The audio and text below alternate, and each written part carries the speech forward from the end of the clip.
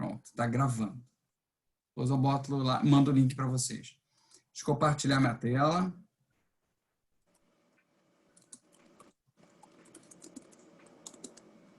E vamos tocar na nossa vida aqui. Todos veem, certo?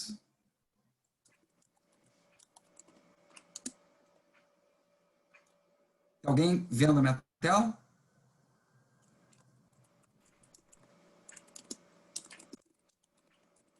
Tô sim, professor. Opa, beleza. Precisava de um ok só. Sim, sim. Ótimo, obrigado, obrigado. Então, vamos lá. Aqueles slides de partida que eu não mexo, pá, pá, pá. Aqui eu vou atualizando, né? Então, hoje a gente está na nossa terceira aula e a gente tem... Botei 5 aqui, não são 5. Opa, peraí. Atualizo, mas atualizo errado. Gente, hoje tem, com hoje, né, 4 aulas até a prova, ok? Então, esse é o desenho, a P1 vai ser aqui, essa semana de 30/9 a 7/10 é a semana que vocês vão ter para fazer a prova, tá?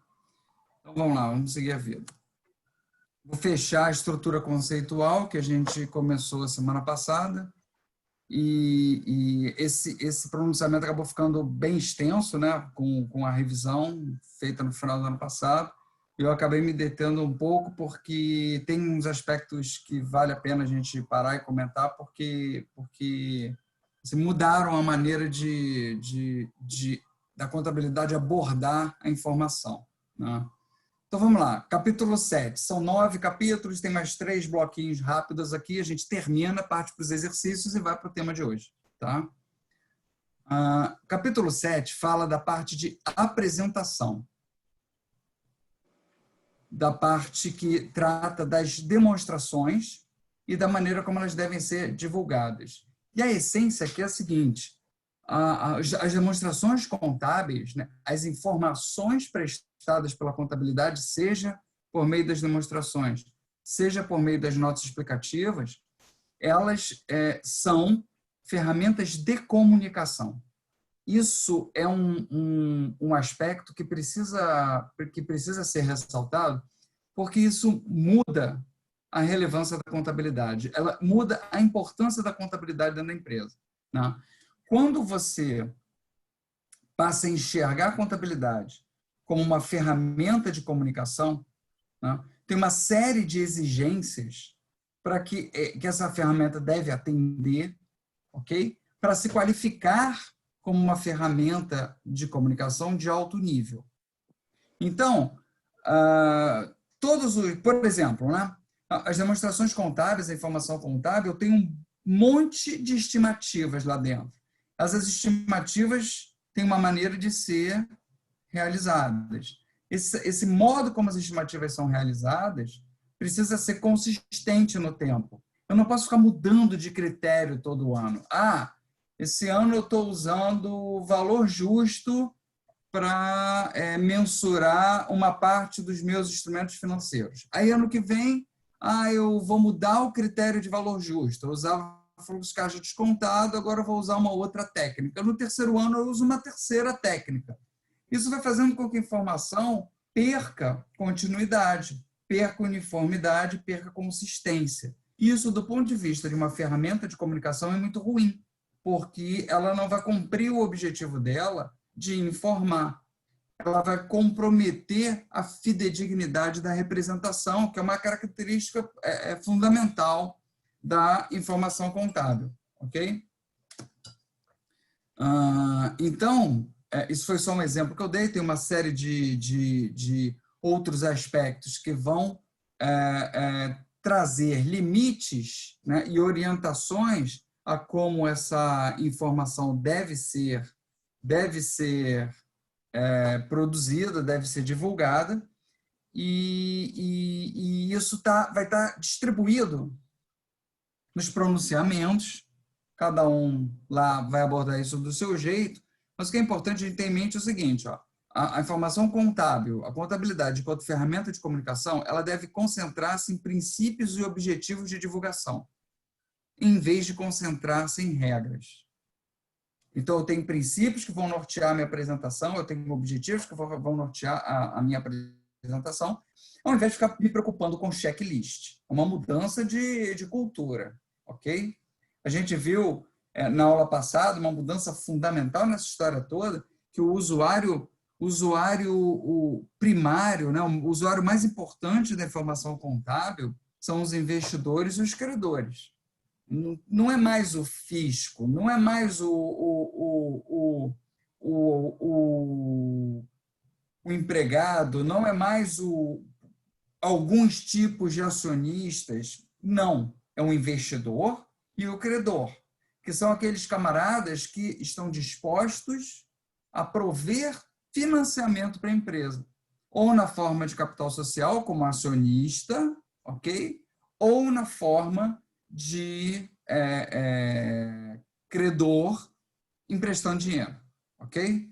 Então, esses camaradas precisam tomar decisões quanto à viabilidade da empresa, quanto à capacidade de geração de caixa da empresa. E essas informações vêm de onde? Da contabilidade.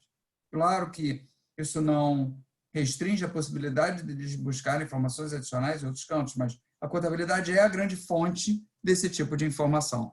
Daí a necessidade dela se colocar, se posicionar como prestador de informação qualificado. Não? Então, as informações devem ser classificadas de maneira a agrupar itens similares e separar itens diferentes. Então, a maneira como aquele mar de informação contábil é organizada e disponibilizada nas demonstrações contábeis é essencial. Se você começa a bagunçar a maneira como as informações são organizadas, se você começa a reclassificar de um ano para o outro, as coisas perdem sentido. Né? Continuidade é importante. E a contabilidade deve agregar informações de tal modo que não sejam obscurecidas por detalhes desnecessários ou agregação excessiva. Então, tem que ter todo um julgamento, e isso, claro, vai caber, né, ao contador, a maneira do quanto agregar. Né? O que é uma agregação ótima? Né? O que não é excessivo? Se eu agregar demais, eu perco informação. Se eu agregar de menos, eu ofereço informação um pouco relevante. Né? Então, tem que ter o ótimo ali de produzir algo que atenda às exigências de qualidade e, ao mesmo tempo, não seja exagerado. Né? Então, seguindo a vida aqui, objetivos e princípios de apresentação e divulgação.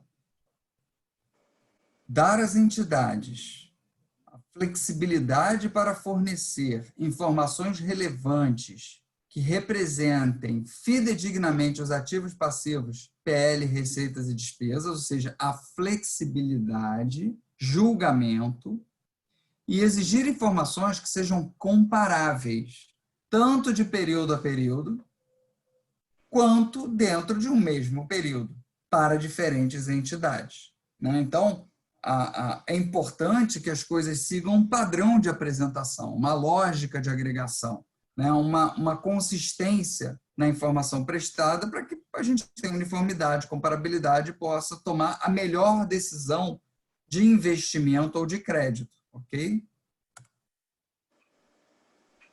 Classificação. Classificação, a gente viu lá atrás, né?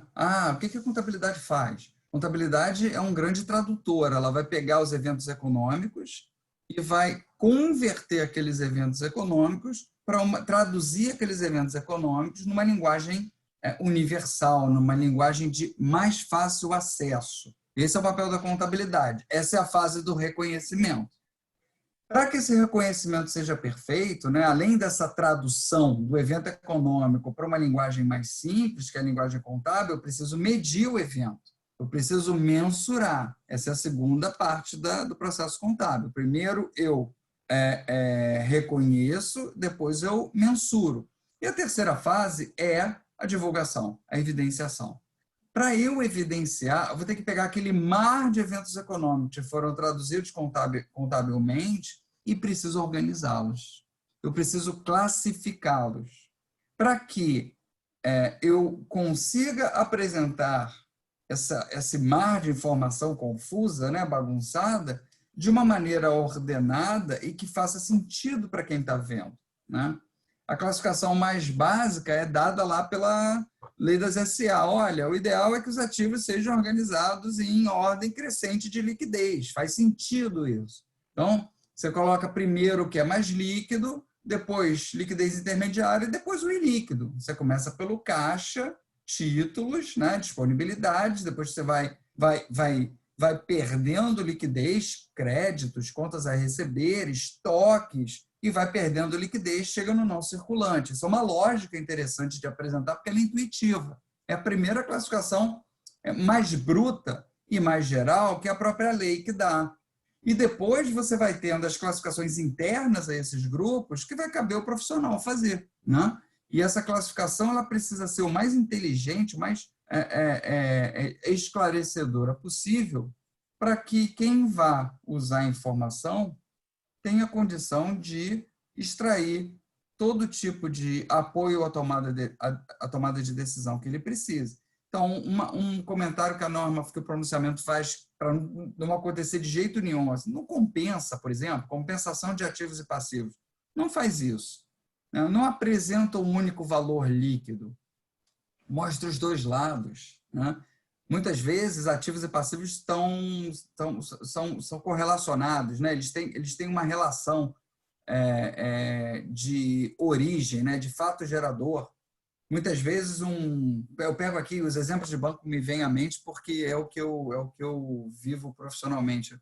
Muitas vezes, os bancos fazem uma operação de crédito, um ativo, né? Lastreado num passivo. Então, esse ativo e esse passivo conversam, porque a operação de crédito só foi originada porque aquele passivo existe. Para simplificar, a empresa podia virar e dizer, vou compensar um com o outro, vou netar um com o outro e só informo o líquido. Né? Isso tornaria a informação contábil mais simples, ao mesmo tempo incompreensível. Então, não faz sentido compensar. Por exemplo, outro exemplo da nossa vida prática. Quando você pega a tua grana e aplica numa LCA ou numa LCI, né, que são operações são investimentos que os bancos disponibilizam, letra de crédito agrícola, letra de crédito imobiliário, são passivos dos bancos, são teus ativos, mas são passivos dos bancos, que o banco só pode emitir se ele tiver uma operação de crédito vinculada lá, concedida para a agropecuária, aí ele pode emitir uma LCA. Ou se ele tiver uma operação de crédito concedida para imobiliárias, aí ele pode emitir uma LCI. E você compra essa letra. Né? O banco podia, da mesma maneira, compensar os dois e informar o líquido, mas isso seria uma destruição de informação, que não agregaria absolutamente nada. Ok? Galera, quiserem perguntar alguma coisa, se tiverem dúvidas, fique à vontade. O capítulo 8... Pessoal, Pois não. pode falar, desculpa. O capítulo 8, ele repete o que já existia na revisão anterior do CPC 0, que são os conceitos de capital e manutenção de capital. Ele propõe capital, ele conceitua capital de duas maneiras, né? Como o capital financeiro e como o capital físico. O capital financeiro é a lógica monetária. Né? A preocupação do acionista é com a estrutura financeira da empresa. A lógica de capital físico, a preocupação do acionista está no CAPEX, né? Está na capacidade de geração de caixa da capacidade produtiva da empresa. Então, o camarada, por exemplo, que investe numa empresa de energia elétrica, que é fortemente dependente dos seus ativos fixos, né? Ou o camarada tem que ter uma usina hidrelétrica, se for uma geradora, ou tem que ter linhas de transmissão, se for uma distribuidora. É importante a observação por parte do investidor ou do credor da estrutura física.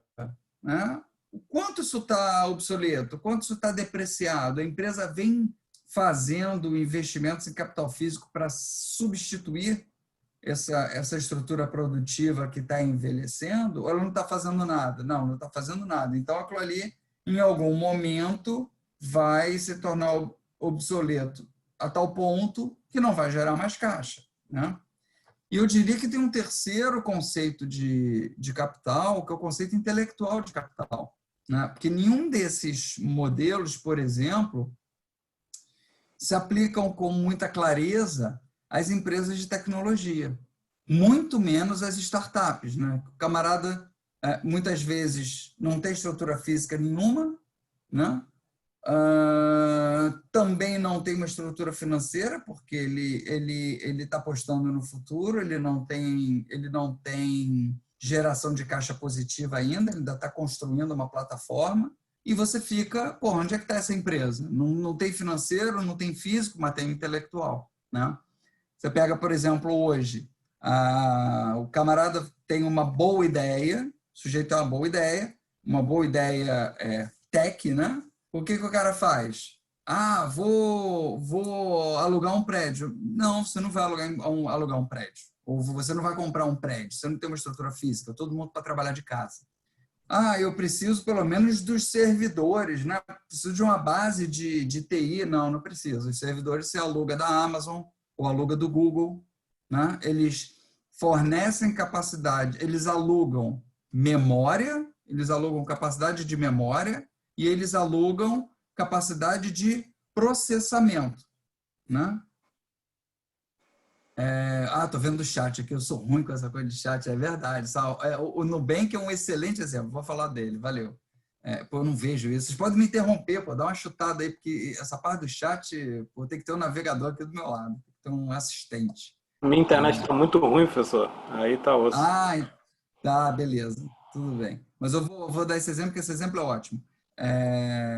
Então, você não precisa de uma estrutura física formal, né? E essa pandemia mostrou para as empresas que isso é interessante, né? Essa pandemia mostrou, as empresas estavam loucas por encontrar uma maneira de cortar custo e descobriram. Dá para você mandar dependendo do business da empresa, dá para mandar uma parte da turma para casa. Não precisa mais de escritório. Tem um monte de empresas entregando escritório. Agora a turma vai trabalhar de casa. O cara ficou com uma sala menor, tinha uma laje inteira no prédio comercial, agora está com algumas salas, né? E a turma trabalha de casa. Então, ele cortou custo porque ele não precisa pagar mais o aluguel, a luz, todas as utilidades lá do prédio, ar-condicionado, ele deslocou disso tudo para você, né? Porque você vai gastar a luz da tua casa, você vai gastar, enfim, a estrutura da tua casa. Desde o início da pandemia aqui, um monte de eletrodoméstico meu quebrou, porque eu descobri que eu não usava nada. Quando comecei a usar, quebrou tudo. Tive que comprar umas 4 coisas diferentes aqui e mandar consertar outras. Então, as empresas encontraram esse mecanismo. Empresas que eram tradicionalmente empresas de escritório, né? Agora, imagina uma empresa que já não é, na sua origem, uma empresa de escritório. Pensa numa empresa de tecnologia. O cara não precisa de base física, o cara não precisa de base tecnológica, porque a Amazon aluga tudo. A Amazon te aluga memória, te aluga capacidade de processamento, é tudo escalável. Então, assim, você paga o que você usa, né? Se por acaso você precisa processar mais, ela te cobra mais. Se você processa menos, ela te cobra menos. Ela te dá toda a base para você desenvolver os programas. Você não precisa de mais nada, você só precisa do intelecto, você só precisa da ideia. Então, tem um terceiro conceito de capital aqui, que é o capital intelectual, que a contabilidade ainda não traduziu de uma maneira muito adequada, né? A gente vai ver isso quando for falar de intangíveis, né? Essa parte ainda está meio de lado. O exemplo que acho que foi o Johnny que deu, deixa eu voltar aqui no chat. Foi o Johnny que deu, a Nubank. Todos vocês devem ter conta na Nubank, né? Porque a Nubank tem tanta conta que acho que o Brasil inteiro tem conta na Nubank. Então, a Nubank é um banco, né? É um banco, só que é um banco totalmente digital, né? E ela tem uma série de serviços que os outros bancos não têm. Se o teu dinheiro ficar parado na conta, ela te paga pelo teu dinheiro parado na conta. Ela te paga a Selic. Tudo bem que a Selic hoje é 2%, né? Mas quando era 10, ele também te pagava 10. Então, o teu dinheiro está parado na conta, ele te remunera esse dinheiro. Se você fez dívida no cartão de crédito. Isso é muito legal também. Você fez dívida no cartão de crédito. Você comprou parcelado no cartão. Você tem 10 parcelas no cartão. Aquilo consumiu o teu limite. Você quer fazer uma nova compra, mas não consegue porque o teu limite está tomado. Você pode antecipar as parcelas futuras no cartão com desconto. Ele te dá o desconto, né? Não é a Selic, é uma taxa menor, mas ele te deixa pagar menos do que você pagaria no cartão. Ele considera o dinheiro no tempo, né? Isso é uma outra coisa também totalmente diferente. Nenhum banco faz isso. E a Nubank hoje, ela tem mais cartão que a Caixa Econômica Federal, para você ter uma ideia da quantidade da base que ela criou. Mas ainda é uma empresa que perde dinheiro. Toda hora tem rodada de aporte de capital dos sócios, a turma toda aporta, achando que aquilo vai bombar, e até agora não bombou. Mas, assim, já é uma estrutura de uma base de clientes de respeito. Assim, eu acho que vai ser interessante observar como isso vai se desenvolver aí na frente, né? Assim, professor, Oi, fala, John. eles, na verdade, eles reinvestem. Uma vez eu estava vendo a entrevista do CEO deles, que a visão deles não é dar lucro agora. Eles simplesmente vão investindo e dão prejuízo, estão indo para outros países, mas a visão deles não é dar lucro agora. É verdade, você tem toda a razão. Eu vou mostrar um outro negócio aqui para vocês que não tem muito a ver, mas tem tudo a ver. Acho legal a gente sair um pouco da mesmice aqui. Isso é um troço bem interessante. Vocês ainda estão vendo o PowerPoint, né? Sim. Beleza. Então, espera aí que eu vou mostrar um negócio legal aqui. Vocês vão ver como está havendo uma leitura diferente essa crise proporcionou uma leitura diferente das coisas. Isso aqui é legal porque vocês estão num momento da vida aí que vocês estão terminando uma etapa acadêmica, né? Vocês todos devem trabalhar, enfim, ou a maioria, ou quem não está procurando. Então, é legal ver isso aqui para você ver como a sociedade está dando uma guinada. Olha que coisa interessante que eu vou mostrar aqui, né? Vou compartilhar uma tela com vocês que eu tô fazendo pós-doutorado, né? Então, isso aqui tem a ver com o que eu estou estudando. E olha que coisa interessante. Isso aqui é o retorno dos bancos, tá? Isso é o retorno acumulado dos bancos de 2019 para frente, tá bom? Então, aqui embaixo, ó, eu botei bem grandão para ver se todo mundo enxerga legal. Aqui embaixo, abaixo do zero, a gente vê os bancos tradicionais. Bradesco, Banco do Brasil, Itaú e Santander. Tá? Eles estão abaixo do azul claro, que é o Ibovespa. Interessante isso, né? Estão abaixo do Ibovespa. Tá?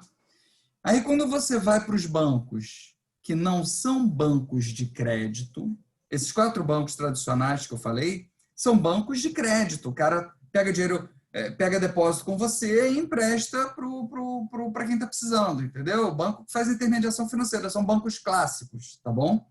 Eles estão operando abaixo da bolsa. E quando você olha bancos como o azul aqui, que é o Banco Pan, e o BPAC, que é o Pactual, BTG Pactual, que são bancos ou bancos de trading, né? Bancos que não são bancos de crédito, são bancos de prestação de serviço. E bancos digitais, que é o caso do Banco Pan, eles explodiram, arrebentaram aqui, uma acumulação de preço, de retorno muito maior que a da Bolsa, né? Aí, quando a gente desce aqui, ó, isso é esse ano. Aqui está a crise, ó. Vou pegar da Covid para frente, ó. Março. A Covid foi mais ou menos aqui, 18 de março, tá? Tava todo mundo... Eu zerei todo mundo aqui em 1º de março, tá bom? E vi o desenvolvimento da turma, tá? Você vê que os bancos caíram, caiu todo mundo, né? Depois vem recuperando. A Bovespa já devolveu a queda, nessa data aqui que eu olhei, algum ponto de agosto, né? 11 de agosto. a Bovespa já devolveu a queda. Ela já está acima do que estava antes da crise. Quando você olha os bancos, estão todos abaixo. 30%, 40% abaixo do preço que estavam antes da crise. Tá? E aí você olha, Banco Inter, que é esse azulzinho, o BTG, que é o laranja, e o Banco Pan, que são ou bancos digitais ou bancos de serviço, eles estão bombando, estão lá em cima, muito melhores do que o mercado, do que o mercado e do que os bancos tradicionais. Né? Então, o que isso aqui mostra para a gente? Né? Isso aqui mostra para a gente que a crise atingiu duramente o tradicional. Essa crise colocou em xeque modelos de negócio tradicionais. E quem tinha uma porta para um modelo menos óbvio de negócio, um modelo menos tradicional, um modelo mais focado em tecnologia, ou seja, mais flexível, né? Um modelo que te permite não ficar preso no escritório ou num negócio mais antigão, mudou de figura. O mercado leu isso como um ponto positivo.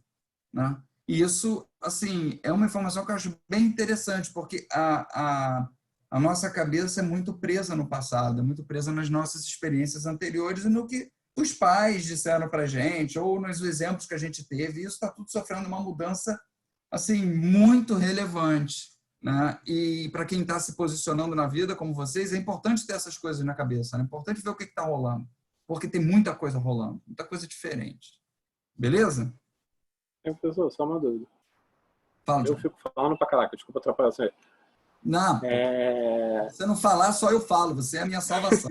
Prêmio, filho. Mas esses bancos digitais são mais fáceis, essa estrutura, né, professor? Porque, por exemplo, o Itaú, o Bradesco, eles têm uma estrutura física absurda. Então, para eles se reinventarem, eu acho que é muito mais difícil do que para o Banco Inter, que já nasceu digital, né? Ele não tem caixa eletrônico porque tu saca em 24 horas, ele tem uma agência que é em Belo Horizonte, é tudo internet, né? Você tem... esse é o ponto. Tem uma... Assim, tem uma literatura, né, acadêmica que trata dos ciclos das empresas. Tá? E Itaú, Bradesco, BB são empresas maduras. São empresas que estão mais próximas de acabar do que de se reinventar. Ok? Então, eu não estou dizendo que elas vão acabar. Não é isso. Eu só estou dizendo que são empresas maduras. É como você falou, são Titanics, porra. O Bradesco tem 5.000 agências. O que o cara faz? Fecha tudo? Mas aí os velhinhos que o Bradesco atende. O Bradesco tem um monte de velhinho. Velhinho tem que ir à agência. Coitado, não sai nem de casa na Covid, né? Mas as agências devem estar as moscas, porque as agências eram para a galera mais idosa. Você vê como tudo mudou da noite para o dia? Então, assim, a capacidade de reinvenção dessas empresas, de fato, é baixa. O que elas fazem é verticalizar, que é pegar um banco digital, ou ela cria o dela, como o Bradesco criou o dele, o Itaú criou o dele, o BB criou o dele, cada um criou o seu. Né? Mas eles não têm esse DNA. Isso que você falou da Nubank é perfeito. Né? Tem um cara que trabalha lá almocei, assim, antes dessa encrenca toda, almocei com um cara que trabalha lá no Banco Central, na parte de fintechs, ele cuida, ele acompanhava essas empresas de tecnologia bancária mais recentes. Ele dizia, cara, a lógica é completamente diferente. Enquanto um banco quer te enfiar uma tarifa, ele olha para você, ele vê um meio de te tomar um dinheiro. Né? Você vai pedir alguma coisa no banco e tenta te enfiar um título de capitalização. Né? Você vai pedir um cartão de crédito, ele te enfia o título de capitalização, te enfia um seguro, ele tenta te tomar alguma grana. Você vai num banco digital, ele te dá um rebate. A lógica é diferente, ele quer agradar o cliente, ele não quer extorquir o cliente. Então, por mais que essas estruturas tradicionais tentem se reinventar, é difícil, porque a cultura não é essa. Tem uma frase tem um economista muito famoso chamado John Maynard Keynes. Keynes, não, Keynes, keynesianismo. Então, ele tem uma frase que eu acho ótima. Ele diz assim, é muito mais fácil a gente entender as ideias novas do que se libertar das velhas. Então, o cara até tem atende a nova, mas ele não consegue se libertar da velha. E ele vira prisioneiro daquele negócio todo. O que esses bancos podem fazer, e as outras empresas podem fazer, é simplesmente comprar esses bancos digitais. O primeiro que bombar e ocupar um espaço, ele vai lá e compra. Tá? É a maneira que ele tem de entrar nesse mercado, porque ele tem muita musculatura econômica, ele pode fazer esse movimento, como a Ambev faz com tudo que é cervejaria de quintal que surge. Né? Quando essas cervejarias meio amadoras surgem e fazem sucesso, o que a Ambev faz? Vai lá e compra, né? E ela desaparece. Então, tem essa questão também. Mas valeu pela pergunta, Johnny. Deixa eu só fazer um comentário aqui, pessoal. Entrou mais alguém novo na nossa turma? Estou vendo um monte de gente aqui, a turma não tinha tanta gente. Eu tenho que... Gustavo Fotti. Oi, Gustavo, tudo bem? Opa, tudo bom, professor? Tudo bem. Você entrou depois? Então, eu sou aluno de Ipanema, né? Eu pedi para fazer o intercâmbio da UCAM e eu estava lá no Collaborate, tentei entrar semana passada, inclusive, não tinha nada. Aí eu entrei hoje, fiquei esperando. Daí a Clarice que me passou, alguém passou para ela a aula pelo Zoom e me passou o link. Caramba. Tem mais alguém que você saiba nessa situação, Gustavo? Cara, não sei. Caraca, puta. O Collaborate é o AVA. É, isso. Tá, eu vou pedir uma lista atualizada dos alunos. Eu vou correr atrás. Ô, Gustavo, você tem meu e-mail? Não tenho nada. Não. Tem nada. Eu vou botar no chat aqui. Para quem não tiver, por favor, me manda um e-mail, porque aí eu incluo todo mundo. Ah, perfeito. Tá bom? Ó, Tá pode legal. tentar esse aqui e pode tentar esse aqui. Tá? Eu prefiro o BCB porque o outro eu não consigo abrir no computador do trabalho, mas no desespero tem outro também. Ah, beleza. Professor, você vai ficar usando, então, porque eu tive o mesmo problema que o Gustavo. Nós dois estávamos lá na própria. Você também é nova, né, Clarice? Na Sim, turma? sim. Tá Eu bom. me julgo que tinha diferença. Eu vou, assim, eu tentei entrar no AVA, fiz de tudo, mas, porra, não me incluíram, eu perdi tinha que fazer uma oficina quilométrica, porra, eu não tenho tempo de fazer oficina quilométrica, assim, caramba. Porra, aí eu não fiz, mas peço desculpas, tá? Para Não, tudo bem, vocês. só para saber. A gente vai ficar aqui, então. Por enquanto, sim, até eu conseguir regularizar o AVA. Tá, e aí eu te mando um e-mail. Oi, Clarice, fala, desculpa. Te mando um e-mail só para você incluir na lista, é isso? Me manda um e-mail, eu vou colocar vocês na lista de e-mails, vou colocar vocês no grupo do Zap, se vocês não se importarem, tá? Ótimo.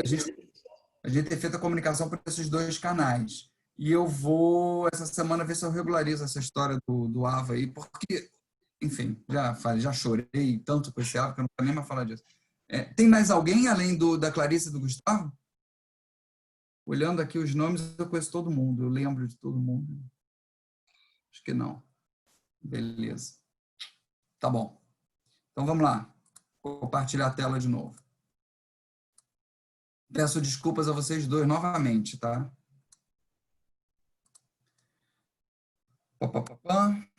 Tá. E aí, como é que fica o caso das PMEs, né? As PMEs, elas têm uma lógica de aplicação de normas internacionais, de FRS, de CPC, mais objetiva, tá? No caso do CPC 0, que é uma visão assim, bem geral, bem de princípio, né, de base, de alicerce de construção de outros pronunciamentos, não tem diferença, né? A lógica é a mesma, a gente vai vendo algumas simplificações só, e essas simplificações a gente vai apresentando à medida que for falando dos pronunciamentos individualmente, tá bom? Além do CPC 7, do CPC 0, ele tem um OCPC pendurado nele, que são observações, orientações sobre os CPCs, né? Que é uma lógica de detalhar alguma informação, alguma orientação que no CPC base não tenha ficado claro, né? Então, sempre que pinta lá uma grande extensão do volume de informações irrelevantes, a ideia é que o que o CPC 07 faz para o CPC 0 é reforçar aquela ideia de custo-benefício que a gente falou. Olha, limitar a extensão do volume de informações, sobretudo para as PMEs, né, os CPCs de PMEs, não tem necessidade. O objetivo é que seja mais simplificado, mais objetivo, porque as empresas não têm essa complexidade toda que você vê em empresas maiores, né? E vai tudo na mesma linha. Você vê informação irrelevante, custos altos de elaboração, falta de observação dos critérios de relevância, gira em torno disso, tá? Então, assim, alguns exemplos de orientações. Nas notas explicativas sobre as bases de elaboração das demonstrações contábeis e das políticas contábeis específicas da entidade, não devem ser repetidos os textos dos atos normativos, mas apenas resumidos os aspectos principais relevantes aplicáveis à entidade. Então, o que está você vê como uma coisa é óbvia, né? É boba, né? O que já está no CPC 0, você não precisa colar aqui dentro, não precisa fazer Ctrl+C, Ctrl+V, todo mundo já sabe. Foca nos princípios que você está usando, nas estimativas, na lógica de construção da informação. Quando da existência de escolha de uma entre duas ou mais políticas contábeis permitidas e quando de mudança de política contábil, a nota explicativa deve esclarecer detalhadamente sobre tais fatos, razões da escolha ou da mudança e consequências junto às demonstrações contábeis. Então, mudou um critério contábil. Mudar um critério contábil é crítico. Então, quando muda um critério contábil, qual é a consequência elementar, né? A prestação de informação do exercício anterior já não é comparável àquela. Então, é necessário recalcular a informação do exercício passado. A orientação, inclusive, é fazer esse recálculo para 2 exercícios anteriores, se possível, e comparar. E utilizar a nova base de comparação. Senão, você perde o track da informação, né? Então, mudei o critério contábil no exercício, eu tenho que pegar o exercício anterior e recalcular a informação segundo esse mesmo novo critério e a do retrasado também. Então, são exemplos de orientações.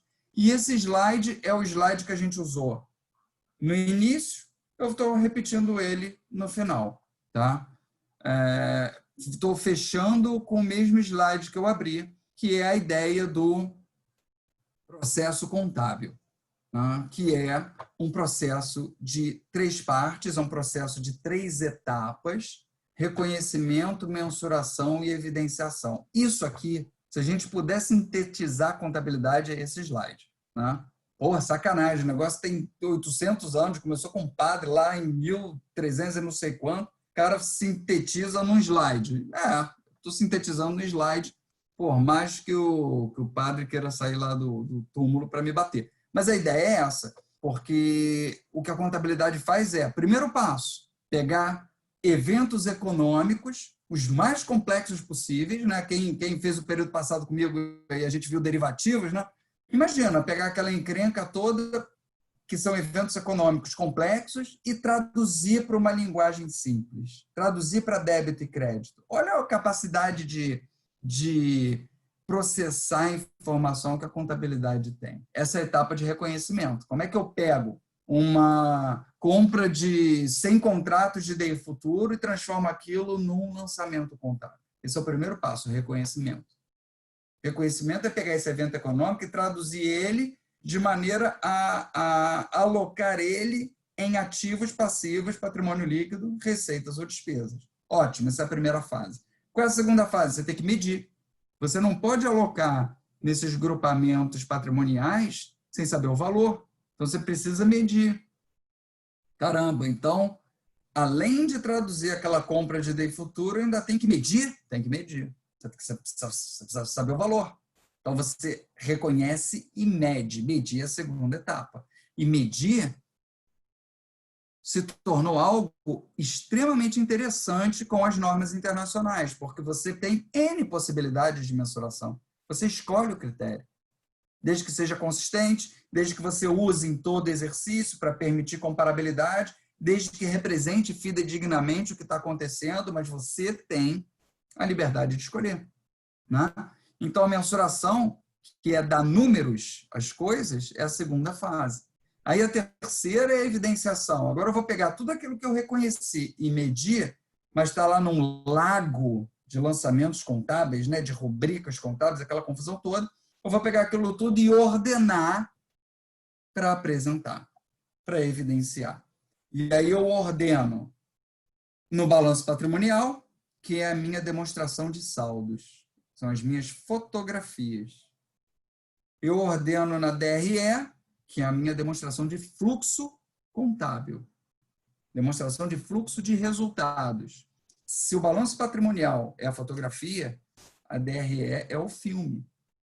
Eu tenho o balanço patrimonial de 2019 e de 2020. Eu tenho duas fotografias. O filme que faz 2019 virar 2020 é a DRE. Eu tenho a DFC, que é outro filme, só que é um filme do caixa. Enquanto a DRE é o filme do resultado, a DFC é o filme do caixa. Gerei caixa, consumi caixa, como eu distribuí caixa, né?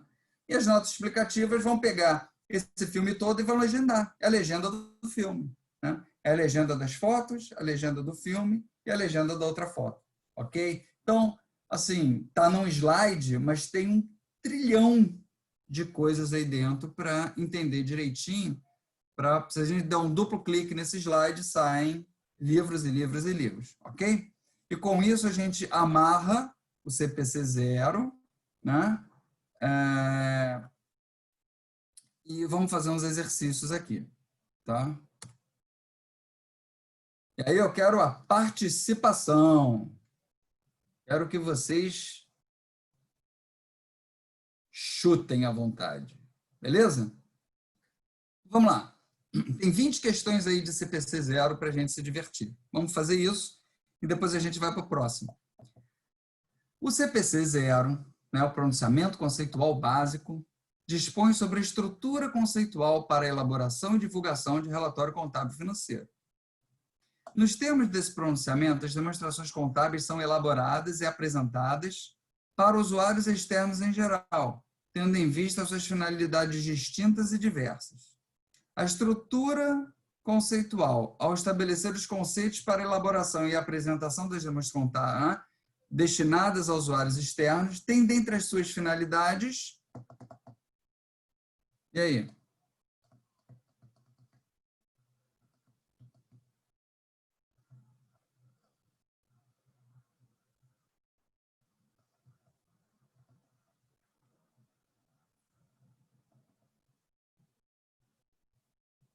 Alguém arrisca?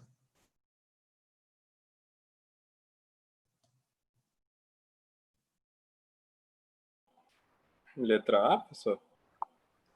Letra A. Essa questão aqui, concordo, letra A. Essa questão aqui é interessante, porque assim, a norma foi revista em 2019.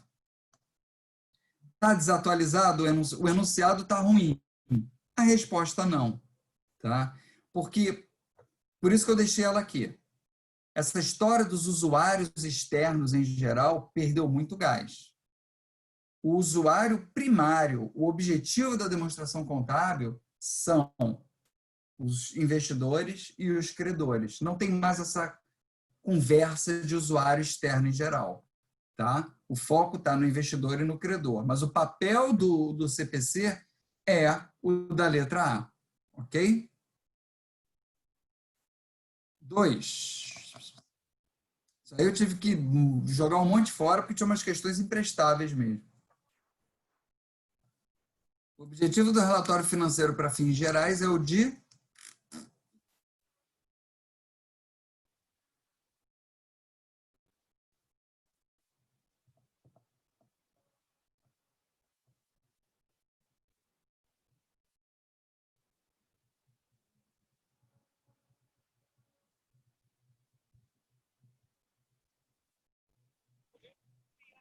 B?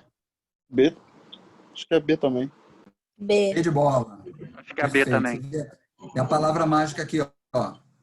Investidores, credores por empréstimos e outros credores existentes e potenciais na tomada tomada de decisões referente à oferta de recursos a entidades. Então, o objetivo da contabilidade é, olha, essa empresa, as fotografias e os filmes dessa empresa são esses aqui. Faça suas contas e veja se é razoável aportar dinheiro aqui. A prioridade é o financiamento da empresa. Beleza? Letra B. O reconhecimento da receita de uma empresa no momento da emissão da nota fiscal, independentemente da entrada de dinheiro em caixa ou banco, demonstra a adequação ao princípio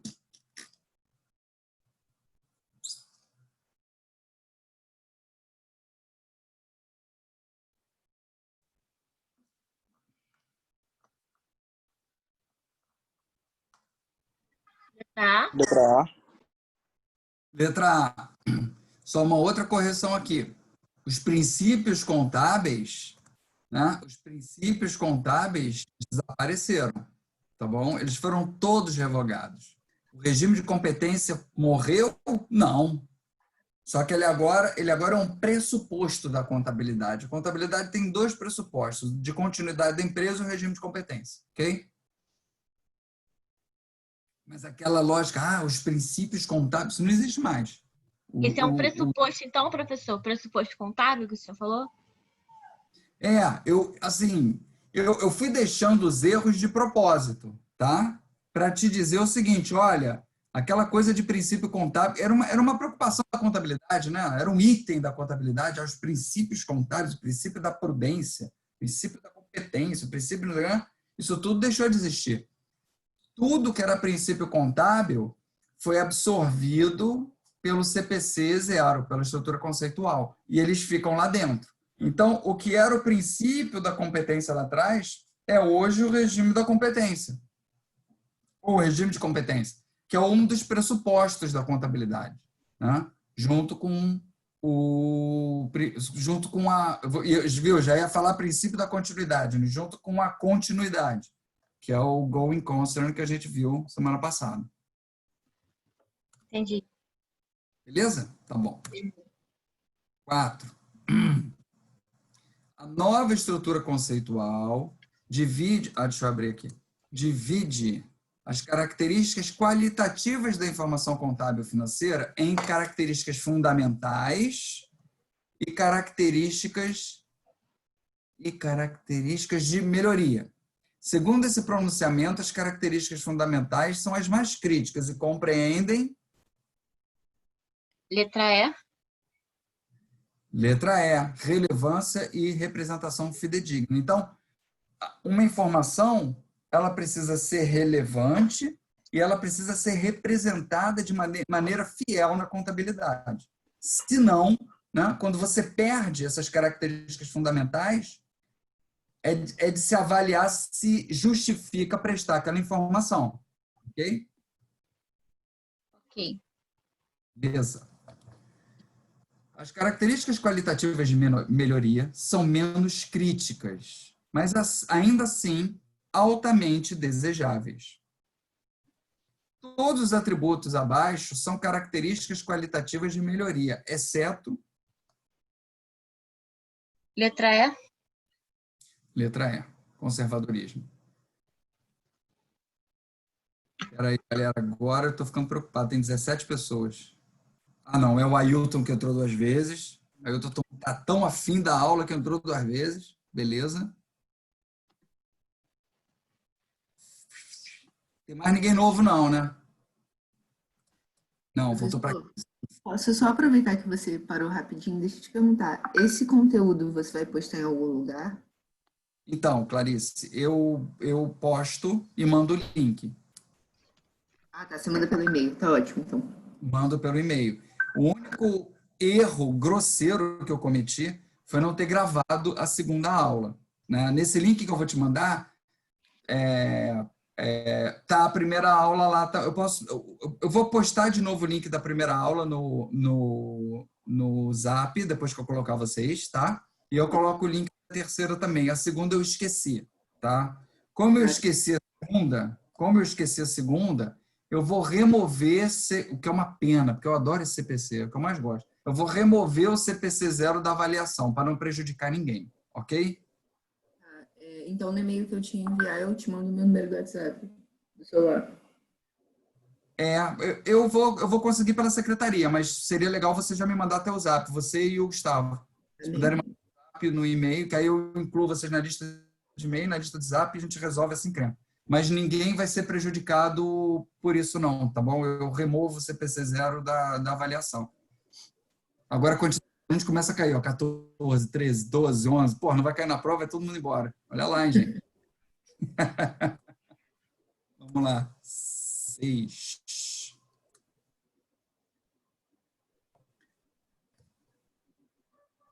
Dentre as características da informação contábil, aquela que faz com que o usuário identifique e compreenda as similaridades e diferenças entre os itens das demonstrações contábeis, fazendo com que coisas diferentes não pareçam iguais ou coisas iguais não pareçam diferentes, é denominada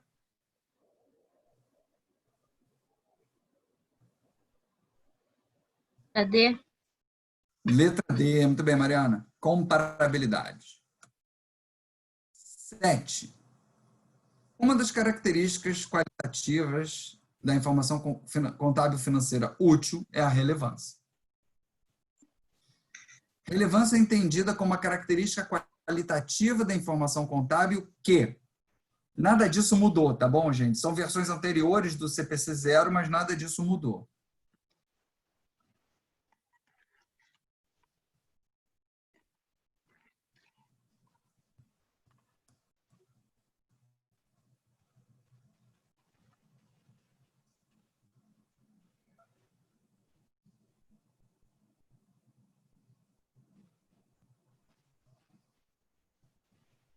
Letra A, professor.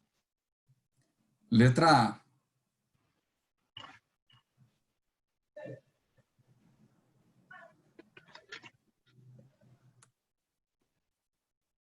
Nos termos do pronunciamento blá, blá, blá, blá, blá, essas demonstrações, as demonstrações contábeis retratam os efeitos patrimoniais e financeiros das transações e outros eventos, agrupando-os em classes de acordo com suas características econômicas, sendo essas classes chamadas de elementos das demonstrações contábeis. Os elementos diretamente relacionados à mensuração da posição patrimonial e financeira são apenas os seguintes.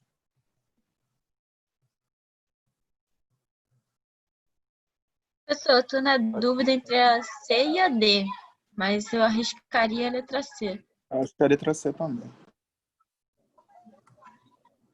Na verdade, a posição patrimonial e financeira é o balanço patrimonial. Tá? Você não vê a palavra balanço patrimonial lá dentro mais, né? Assim, com tanto destaque. Então, o relatório patrimonial e financeiro, ou o relatório que define a posição patrimonial e financeira, é o balanço patrimonial. E o balanço patrimonial tem ativo, passivo e patrimônio líquido. É lógico que, lembra que eu falei que o balanço patrimonial é a fotografia e a DRE são os filmes, é o filme? Claro que o que acontece na DRE, lá no fim do dia, se comunica ao patrimônio líquido, né? O resultado é integrado ao patrimônio líquido. O lucro que não é distribuído, ele vira reservas dentro do patrimônio líquido e incorpora o patrimônio líquido, ok? Mas, sendo purista aí, a posição patrimonial e financeira, vê posição, fotografia, né? É o ativo, passivo, patrimônio líquido. Beleza? Beleza, professor. Qual dos seguintes elementos de um conjunto de demonstrações contábeis relata o desempenho de uma entidade?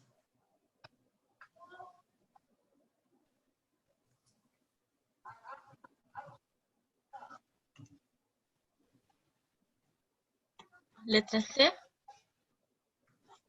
Voltando a 8. Posição patrimonial e financeira é a fotografia. Ativo, passivo, PL.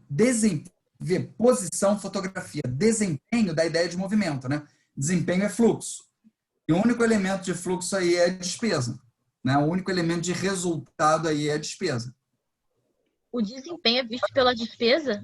Tipo, se ele gastou menos, ele desempenhou mais. No caso, seria isso? Na verdade, desempenho, quando você olha lá o CPC, né? ele fala em posição contábil financeira, é o balanço. O relatório financeiro de desempenho é a DRE. Então, desempenho seria receita e despesa, mas aí ele só botou despesa, é esse que passa. Ok? Desempenho médio, quão bem a empresa foi, se ela teve lucro ou prejuízo. As medidas que entregam isso são receita e despesa. Nas alternativas, a gente só tem a despesa, então é a que vale. Ok?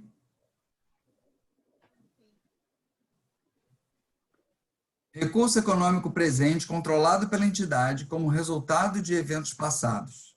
Recurso econômico é um direito que tem o potencial de produzir benefícios econômicos. Essas definições caracterizam o conceito de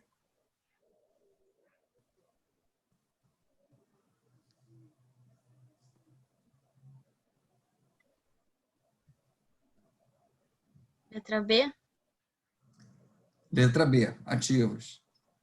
Lembra lá a definição de ativo? É exatamente essa que está aí. E para ele ser registrado, ele precisa ser medido com razoável confiabilidade, né? Ele precisa ser medido, você tem que ter certeza da existência dele, né? Tem que ser provável a sua realização e tem que ser medido com confiabilidade. São as duas outras exigências para poder registrar o ativo.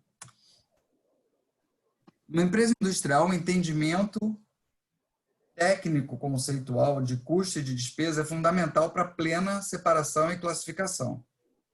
Nesse contexto, morreu. Gostei disso aqui não. Esquece a bobagem. A respeito das características qualitativas da informação contábil útil, considere.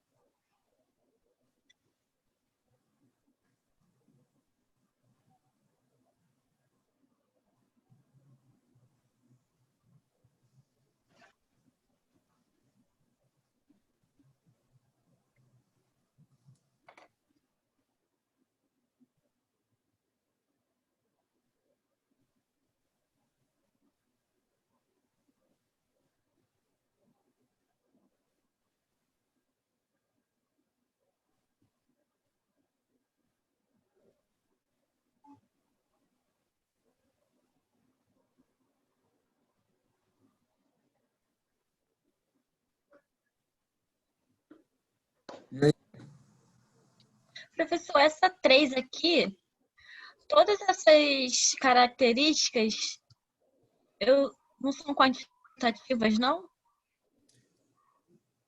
então, você tem Não, eu estou confundindo. Você tem duas características qualitativas fundamentais: Ah, relevância sim. e representação fidedigna. Essas são as fundamentais, né? Aí, abaixo delas, você tem as de melhoria, que são menos críticas, menos importantes, tá? Que Então, são essas eu quatro que sabia estão... que tinha 2 tipos, tipo, mas na minha cabeça eu botei qualitativa e quantitativa. Só que eu esqueci Não. dessa segunda parte. Tá. Não, é melhoria, né? Então, é a letra E. Fundamental e de melhoria. É a letra E, perfeito.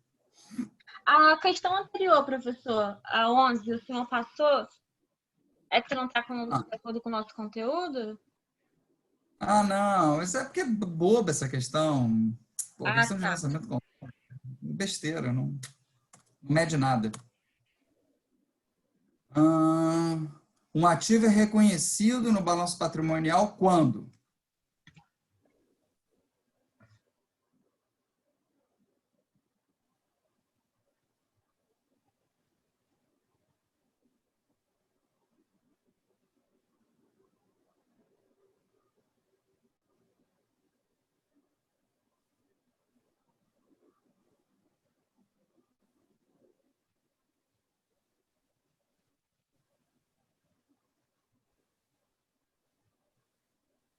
Letra A, professor.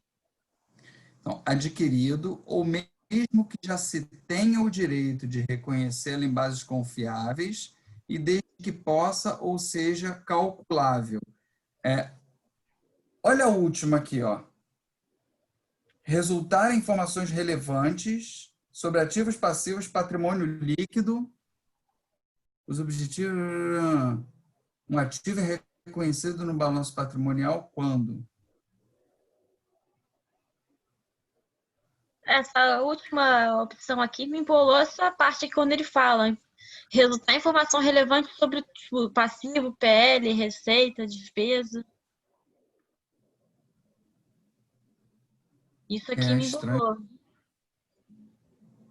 Essa Problema. daqui eu lembrei daquele exemplo que o senhor falou do banco que reconhecia. Pois é. O gabarito era a letra E, mas eu não estou vendo motivo para não ser o A também, não. Eu não entendi o porquê do CDE. Tipo assim, na verdade, eu nem entendi a letra E. Tipo, eu não vejo ela muito ter relação com o contexto.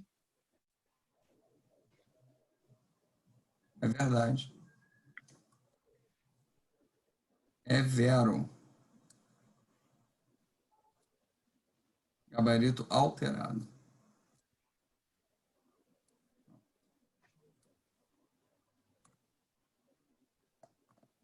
Os registros contábeis e as informações apresentadas devem reconhecer os fenômenos patrimoniais em sua totalidade, não podendo ser omitidas quaisquer partes do fato gerador.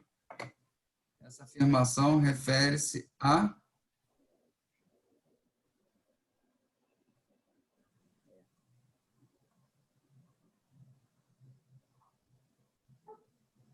Letra C?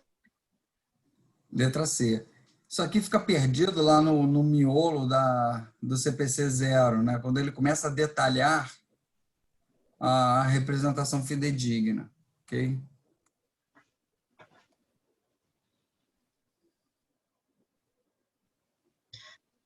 O registro deve representar a realidade dos fenômenos patrimoniais em função de critérios técnicos contábeis pré-estabelecidos em normas ou com base em procedimentos adequados, sem que incidam referências individuais que provoquem distorções na informação produzida.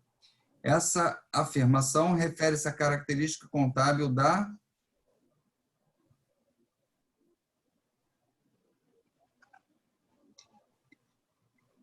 Tem um monte aí que nem existe, né? Imparcialidade. Não, imparcialidade não. Na verdade, a ideia é que a informação contábil ela tem que representar com fidelidade aquilo que está acontecendo, né? Sim. Mas o que me Não pegou pode foi ter essa uma parte aqui, distorção. ó, que sempre incidam referências individuais que provoquem distorções. Aí, quando eu li essa Então, parte, eu entendi assim, né, a questão da imparcialidade, mas eu sei que a imparcialidade não. mas ela é assim, quando a norma define representação fidedigna, né? Por isso que a resposta é C, ela diz assim, a informação representada fidedignamente, ela é livre de viés, né? O que é o Entendi. viés? Por exemplo, eu sou um cara pessimista, eu sou contador de empresa, então, como eu sou pessimista, eu coloco um viés de aumentar as despesas, aumentar as estimativas de despesa, para garantir um colchão para o futuro sombrio que eu, como pessimista, acho que vai acontecer, entendeu? Aí, quando eu faço isso, eu distorço a fidedignidade. Por isso que o princípio do conservadorismo acabou, né? Aquela ideia que existia lá atrás na contabilidade, se você estiver diante de duas alternativas para despesa ou para receita, né? Se você estiver diante de duas alternativas para despesa, escolhe aquela que for maior. Para receita, aquela que for menor. Não existe isso. Isso faz com que você não represente fidedignamente a informação. Você está adicionando um viés. Por que o lucro tem que ser sempre menor? Por que a despesa tem que ser sempre maior? Né? Então, esse princípio foi removido, né? Foi varrido da contabilidade, e o que a gente lê lá na norma hoje é isso: olha, a informação não pode ter viés, ela não pode ter nenhuma distorção, ela não pode levar uma decisão errada por parte do investidor ou do credor. Então, essa lógica aqui da ausência de viés, né, a ausência de distorção na informação, tem a ver com a representação fidedigna. Quanto aos efeitos dos regimes de caixa de competência, analise as afirmativas a seguir.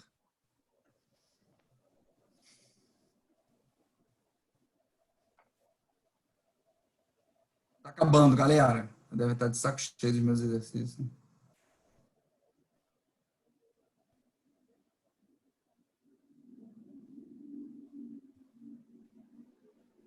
Vamos ver um. O lucro ou prejuízo final, olha só, lucro ou prejuízo é o que você apura na DRE, a demonstração de resultado. Terá sempre o mesmo valor da variação de caixa das atividades de operações, evidenciado na demonstração do fluxo de caixa.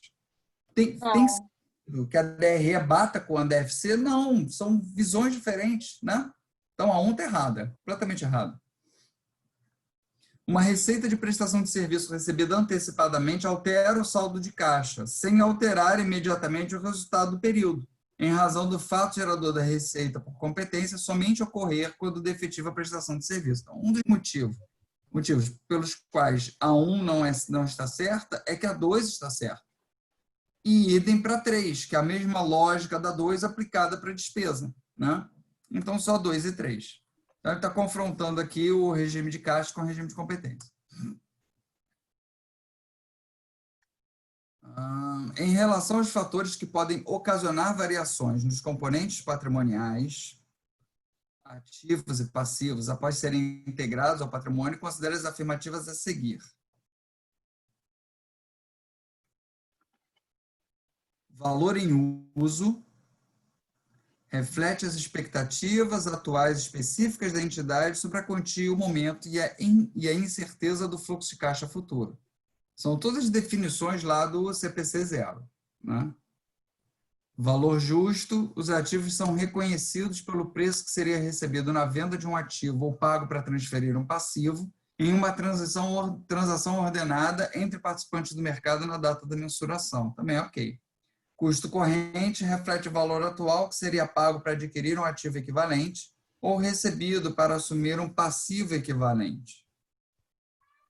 Custo histórico fornece informações derivadas do preço da transação que deu origem. Então, o que a gente vê lá nos critérios de mensuração são os seguintes. Eu tenho 2 critérios de mensuração.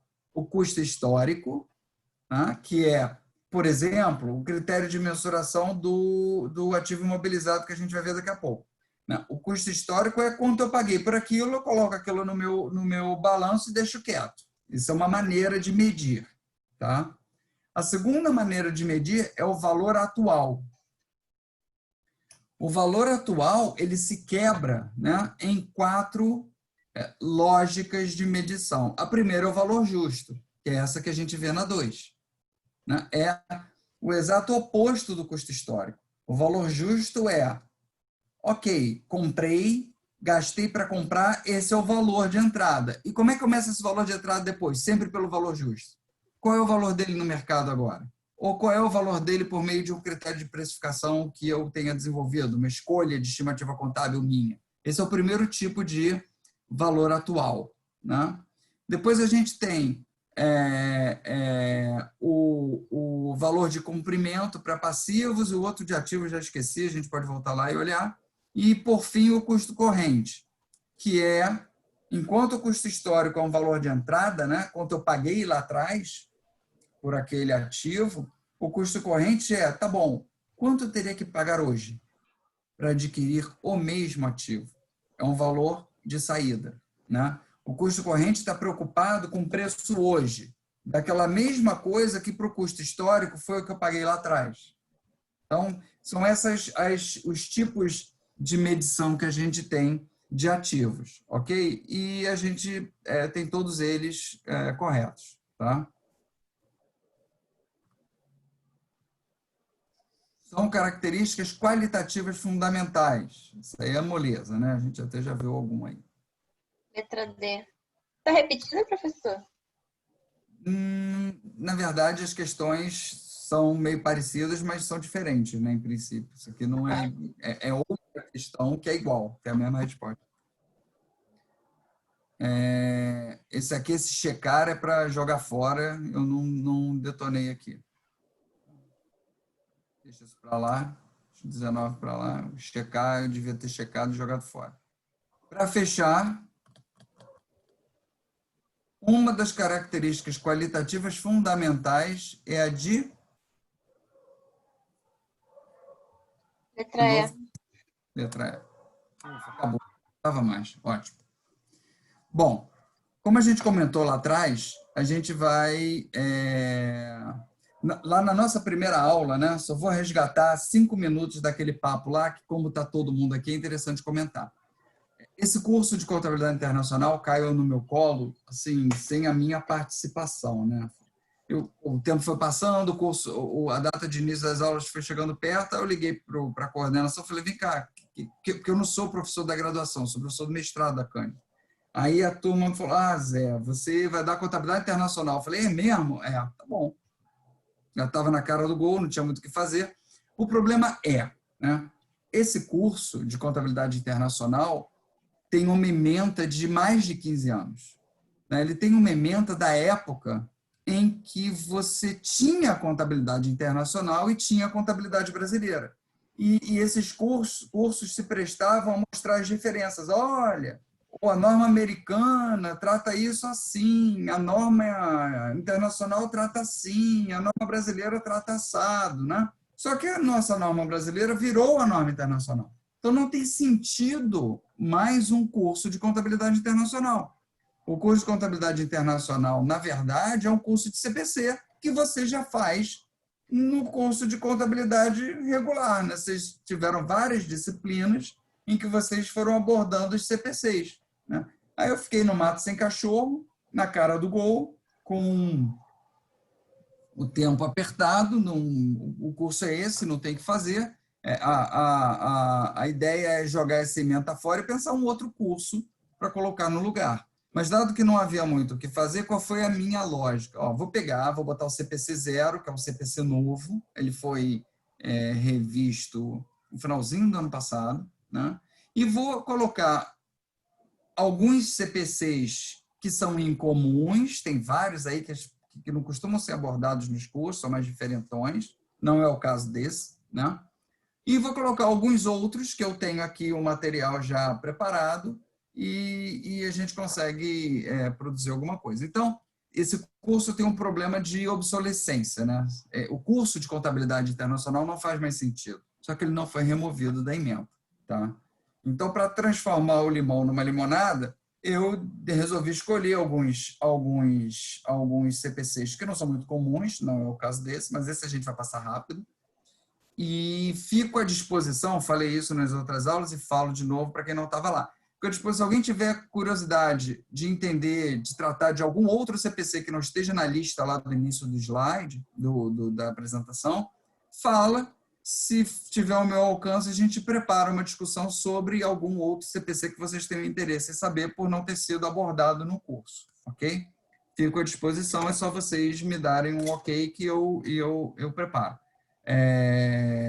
E, de resto, a minha ideia é pegar CPCs mais incomuns, alguns outros comuns, mas que dão espaço para a gente fazer alguma discussão, e, de vez em quando, dar uma viajada aqui para falar de algumas outras coisas, sem perder o fio da meada com a contabilidade, tá bom? E aí a gente troca uma ideia, troca uma experiência que eu acho que é útil também para vocês que estão próximos aí de concluir o curso, tá bom? Qualquer dúvida, me fala aí. Então vamos para ativo imobilizado, que nem de longe é um desses CPCs incomuns, né? Foi meio para fazer um aquecimento mesmo. Então vamos lá. Ativo imobilizado é a coisa mais velha do mundo, né? O ativo imobilizado agora fica lá pendurado no não circulante, né? Que são aqueles bens reais, né? Reais no sentido latim, né? São as coisas, são os bens corpóreos que são usados na atividade operacional da empresa. É aquilo que fica ali imobilizado. Tinha até aquela brincadeira de pegar o pessoal mais antigo das empresas e dizer que o cara é o imobilizado, né? Esse cara quer ativo imobilizado da empresa. Tem até plaquinha de patrimônio, né? Mas, enfim, a ideia aqui é tratar desse grupo de ativos, né? E eles ficam aonde? No não circulante, onde a gente tem o longo prazo, o realizável a longo prazo, os investimentos, o imobilizado e o intangível. A parte de intangível é bem mais interessante, vai ser a próxima que a gente vai tratar.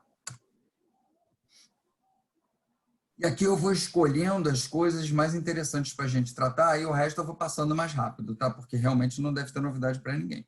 Então, a ideia do imobilizado são aqueles direitos que tenham por objeto bens corpóreos destinados à manutenção das atividades da companhia. São os ativos fixos da companhia, tá bom? São os ativos de capital da companhia, onde ela empatou dinheiro e esse dinheiro vai se perdendo no tempo por meio de depreciação, que embora também seja um assunto comum, que todo mundo já ouviu, eu vou dar uma paradinha aqui para discutir algumas lógicas de apurar a depreciação diferentonas, porque depreciação se tornou uma escolha contábil mais clara, né? Você não precisa seguir a lógica da Receita Federal necessariamente, nem deve, ok? E aí, como é que eles são medidos, né? O reconhecimento, é claro. Como é que ele é medido? É cuja aquisição. É a medição mais brucutu que existe na contabilidade. Quanto que eu paguei? X. Quanto que gastou para instalar, para botar para funcionar? Y. X mais Y. E como é que isso é atualizado? Isso não é atualizado. Isso fica paradinho lá e vai sendo consumido por depreciação, eventualmente amortização ou exaustão. Ok?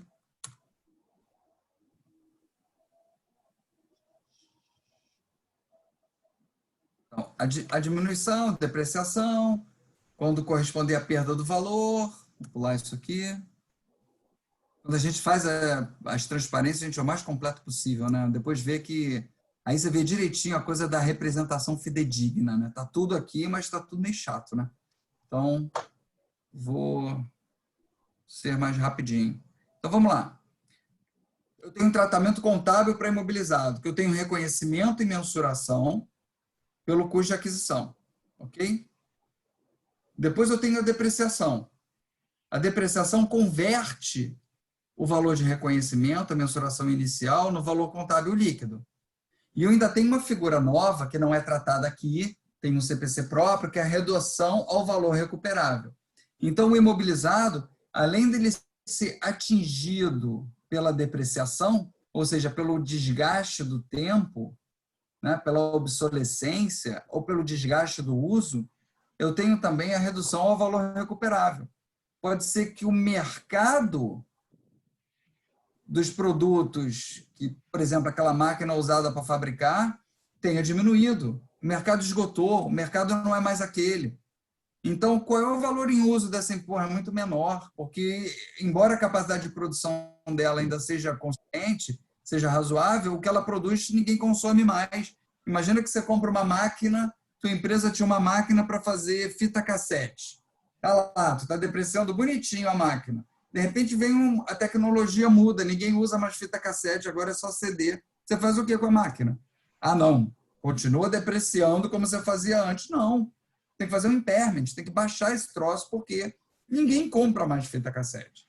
Então, a ideia da redução ao valor recuperável é ter uma outra lógica de ajuste de valor que saia do mundo da depreciação. Okay? Porque a depreciação vai seguindo uma lógica meio arrumadinha, bem arrumadinha, né? Ah, ou é a linha reta que eu desconto lá um percentual fixo todo ano. Ela pode até ser acelerada, mas eu tenho que decidir isso na partida. Tá, mas isso aquilo simplesmente perdeu o sentido. Isso tem acontecido com mais frequência, né?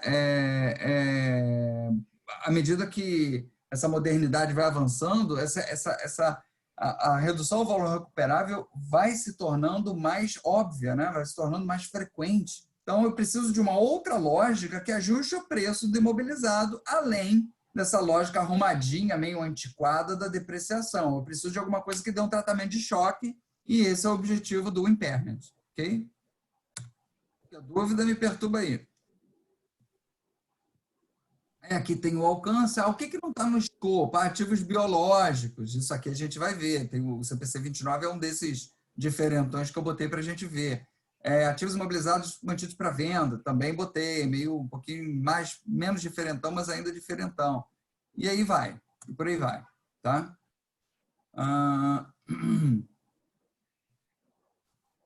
Algumas definições importantes lá da norma. Né? Esse é o texto da norma.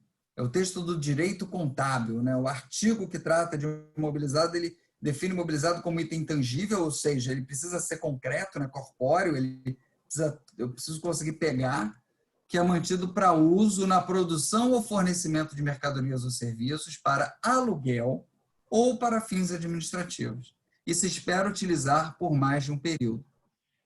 Vocês já pararam para pensar na quantidade de impairment que vai ter nesses fundos imobiliários? Isso é muito interessante, né? Antes da crise, antes da Covid, a Selic vinha caindo, né? Vinha caindo, e aí essa turma que vende investimento, né? Essas plataformas aí de investimento, distribuidor de investimento, agora é minha viajada contábil aqui, tá? Os caras, não, a bola da vez agora é fundo imobiliário. A economia vai retomar e os fundos, as empresas vão alugar escritórios, fundos imobiliários são uma excelente oportunidade de investimento que vão pagar muito mais do que a Selic. Aí vem a Covid. Aí todo mundo descobre que dá para trabalhar de casa. Todo mundo eu não digo, mas muita gente descobre que dá para trabalhar de casa, que é viável trabalhar de casa. Não é tão ruim assim, né? E aí como é que ficam os fundos imobiliários? Aquela pancada de escritório para alugar. Perde o sentido, né? Não perde o sentido totalmente, mas a expectativa não é mais aquela nem de longe, né? Eu conheço um escritório de direito aí no prédio da Cândido, né? Na Assembleia 10, que tem um meio andar aí em cima, ele entregou tudo. Entregou tudo. Os advogados vão trabalhar de casa. Então, você acha que são eventos isolados? Isso está acontecendo direto. Aí imagina um fundo imobiliário que tem lá um monte de ativos para alugar, né? Um monte de imobilizado para alugar, que é o que gera caixa para ele por meio do aluguel, e ele vende as cotas do fundo. O que ele faz? A expectativa de preço não é mais aquela. Agora eu tenho que fazer um impairment disso aí, né? Imagina a quantidade de impairment que não vai ter. Se for sério, vai ter.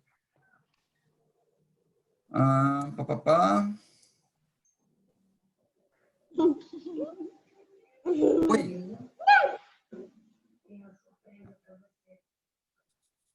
Onde é que um ativo deve ser reconhecido? Isso vale também para o imobilizado.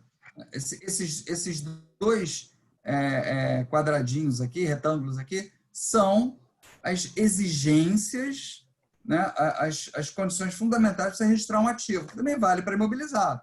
Então, tem que ser provável que haja benefícios econômicos futuros associados ao item e que o custo possa ser mensurado confiavelmente.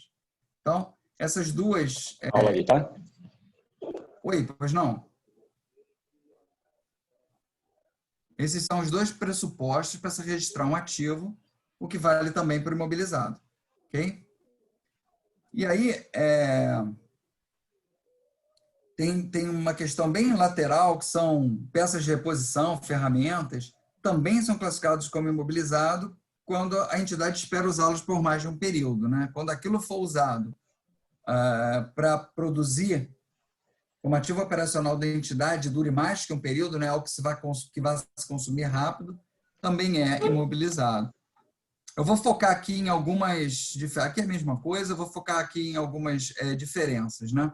Ou algumas coisas menos óbvias. Qual é o custo de aquisição de um imobilizado? É o preço de compra, mais os tributos que você não recupera, que, portanto, se incorporam ao custo, menos eventuais descontos e menos os tributos recuperáveis. Agora, eu preciso, para colocar aquela máquina em condição de funcionamento, a ideia da máquina é sempre mais fácil de entender. Eu preciso chamar um instalador e gastar um dinheiro. Tem que preparar o local da máquina, puxar a luz, tem que montar a máquina. Isso entra no preço. Isso se incorpora ao custo de aquisição da máquina. E outra coisa que se incorpora também são os custos estimados depois. Depois eu tenho que descartar esse ativo, tenho que descartar essa máquina. Isso pode ser, deve ser incorporado ao preço também. É bacana esse final aqui, porque traz uma preocupação de sustentabilidade, né? Olha só, essa máquina aqui, um dia ela vai desaparecer, ela vai deixar de fazer sentido, precisa de um custo para descartar isso, para eventualmente reciclar e por aí vai. Essas coisas são novas, né? A gente não tinha isso no passado. Itens que também podem ser capitalizados: salários e benefícios a empregados alocados na construção, na aquisição, na instalação do bem, custos com testes, para verificar se o ativo está em perfeito funcionamento, custos de empréstimos, então você financia o bem, né? Você financia juros, os juros podem se incorporar ao custo do imobilizado, né? Custos que não podem ser capitalizados. Eu vou levar minha empresa para outro canto. Um abraço, né? Aí não tem nada a ver com a operação da máquina, né? Foi uma outra decisão, é uma outra motivação, né? E outros custos incorridos quando o bem já está funcionando, né? Então, aí é outra história, isso vira despesa, né? É despesa de manutenção, despesa enfim, de troca-peça, ou por aí vai.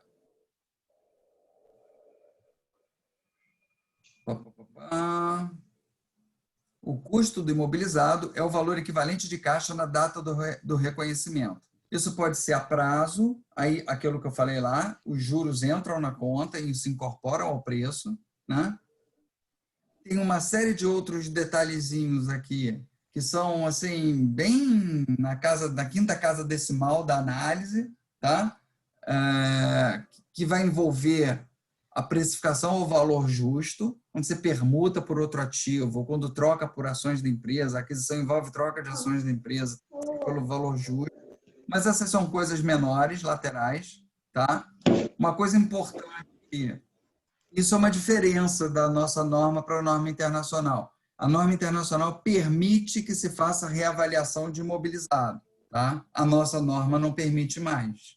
A reavaliação ela foi descartada para bens tangíveis e intangíveis. A gente não tem mais essa figura, né? O internacional diz o seguinte, olha, você pode reavaliar, e o valor da reavaliação, né, esse adicional, vira ajuste de avaliação patrimonial lá no PL.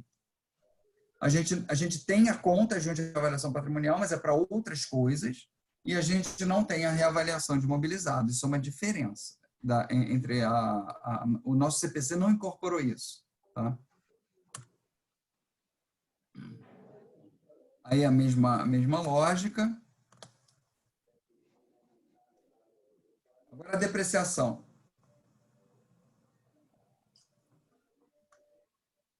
A depreciação,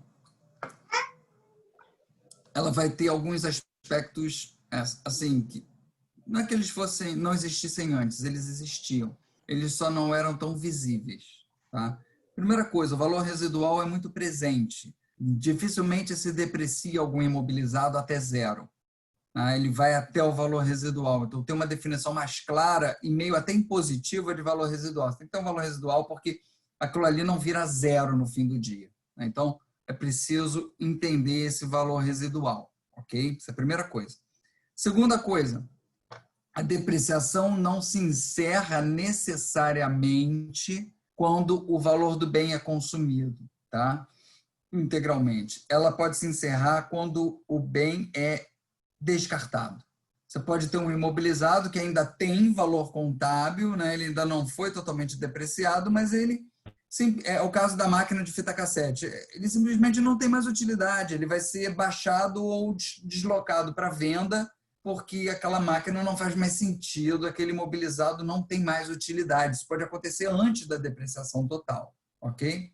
Isso é uma outra, um outro aspecto que a gente também existia, mas não era tão claro. Então, você tem um CPC só para esses ativos mantidos para venda, tá? Tratamento bem particular para eles, com uma maneira de uma precificação diferente, própria, que vai na linha da liquidação, né? Quanto ele vale numa liquidação forçada? Vou me livrar disso aqui, né? Não é algo mais que tem um mercado, coisa do gênero. O outro aspecto importante, e isso é inovador, né? Esse slide aqui é bacana, ele consolida um monte de coisa. Um outro aspecto que é importante e é inovador é o seguinte: se você tem um ativo imobilizado qualquer, tá, cujas partes sejam assim individualizáveis e tenham valor significativo, você deve depreciar separadamente. Tá? Então, por exemplo, Aqui o caso do exemplo é o avião, né? Você isola lá a asa ou a fuselagem do motor, enfim, tem pacotes dentro desses imobilizados de grande valor que você pode isolar e tratar diferente, porque eles depreciam e tornam-se obsoletos em tempos diferentes, ok? Um caso clássico assim é de plataforma de petróleo. Plataforma de petróleo tem uma estrutura de extração pendurada em cima de um casco, né? De uma estrutura de flutuação. Então, são coisas completamente diferentes. A estrutura de flutuação é mais brutona, lembra mais o casco de um navio, tá? E você tem a estrutura de extração e processamento do petróleo que fica em cima dela, que tem uma outra lógica e um outro preço. Então, não faz sentido tratar essas coisas de maneira similar. Elas devem ser tratadas de maneira diferente, ok? Porque depreciam em tempos diferentes, tem custos diferentes, tem lógicas de obsolescência diferentes, então faz sentido separar. Então, aí tu vai vendo como essa contabilidade vai virando um troço confuso, né? Pode virar um troço confuso que exige uma organização e um controle gigante, né? Imagina uma Petrobras, que inferno que deve ser, né? Ter livros e livros e livros de imobilizados, cada um pensado de um jeito, com uma lógica diferente, e alguém tendo que organizar essa encrenca toda, né? O valor depreciável é o custo menos o valor residual, porque o valor residual é aquilo que, o dia que o mundo acabar, esse imobilizado vai ver isso aqui, né? Então, ele é preservado, ele não é depreciável, ok? O valor residual de um ativo pode aumentar se o valor depreciável estiver maior que o valor contábil, não deve haver depreciação. Beleza, tudo bem. Aí aqui essa lógica do valor residual ela é muito presente, ela é impositiva, é preciso determinar um valor residual, pode até ser o valor de sucata daquele troço, ok? Mas é preciso ter um valor residual. E um outro aspecto interessante, que também não é diferente do que era antes, mas agora é mais visível que deve ser feito assim, é o seguinte: olha, o tempo de depreciação é a vida útil, não é o tempo que o fisco orienta, né? Tem uma escolha aqui. Se a tua plataforma dura 20 anos extraindo petróleo, 20 anos é a vida útil dela e ela deve ser depreciada por 20 anos. Não por 10, como a Receita orienta para todas as máquinas, por exemplo. Você não tem que fazer esse depara, né? A vida útil é determinada pela lógica do negócio da empresa e pelo bem que a gente está tratando, não por uma regra estática do mundo tributário, do mundo fiscal. Ok? Isso é muito, muito claro. Agora, eu vou mostrar para vocês alguns exemplos, tá? De depreciação. Eu vou parar de compartilhar aqui, vou compartilhar uma outra tela. Uns exemplinhos aqui de depreciação. Então, estão vendo aí?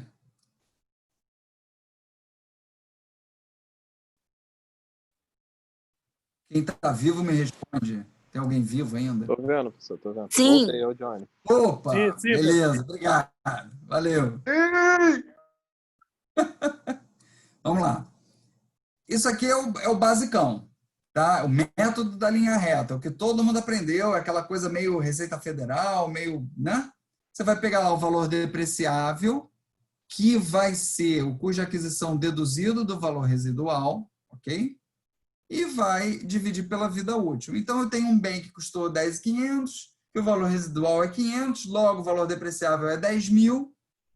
Eu vou depreciar isso aqui pela vida útil dele, que no exemplo é de 5 anos. Então, eu vou depreciar 2.000 por ano, não tem dificuldade nenhuma em entender isso aqui. Esse é o basicão, tá? Agora, vamos pensar numa lógica de depreciação acelerada, né? A depreciação acelerada diz o seguinte: olha, tem alguns bens que eles se desgastam mais rapidamente do que deveriam, a depender da maneira como eles são utilizados no processo produtivo, tá? E aí, como fazer isso, né? Uma das lógicas de fazer isso é o método da soma dos dígitos dos anos. Então, vamos supor que seja o mesmo bem de antes, 10.500 menos 500 de residual, 10.000, e ele dura 5 anos. tá? O que você faz é soma os dígitos dos anos. Então, são 5 anos, eu vou somar 1, mais 2, mais 3, mais 4, mais 5. Como se fosse um fatorial lá da matemática, só que não é multiplicado, é somado. Então, esses 5 anos, pelo método da soma dos dígitos dos anos, me dão 15. 15 é meu denominador. No primeiro ano, eu vou consumir, vou depreciar 5. Como é que eu chego nesses números? Olha, no primeiro ano, faltam quantos anos? Faltam 5 anos no primeiro ano. Então, você vai usar 5 sobre 15. No segundo ano, faltam quantos anos? 4. No terceiro, 3. Por aí vai, 2, 1. E aí você encontra os percentuais de depreciação aplicáveis a cada exercício. E você garante uma depreciação descasada. Ao invés de fazer de maneira linear, né, 2.000 todo ano, você faz uma rampa de depreciação que começa com uma depreciação. Você deprecia 1/3 no primeiro ano, depois pouco mais de 1/4 no segundo ano, 1/5 no terceiro ano, sei lá, 13% no quarto ano e 6% no último ano. Esse é o método da soma dos dígitos dos anos, que é o que a norma lá, o CPC, orienta para depreciação acelerada, sugere para depreciação acelerada. E tem uma terceira lógica, que é a que considera a capacidade de produção, né? Que é o método das unidades produzidas. Você tem uma máquina, essa máquina produz 10.000 unidades, a capacidade dela é produzir 10.000 unidades. Depois de 10.000 unidades, ela está no bagaço, você joga fora. Ou vende pelo valor residual, ok? Então, ela tem lá 10.000, ela produz 10.000 unidades nesses 5 anos. E você vai depreciar de acordo com a produção dela em cada ano. Se no primeiro ano ela produziu 3.000 das 10.000 que ela suporta, você deprecia 30%.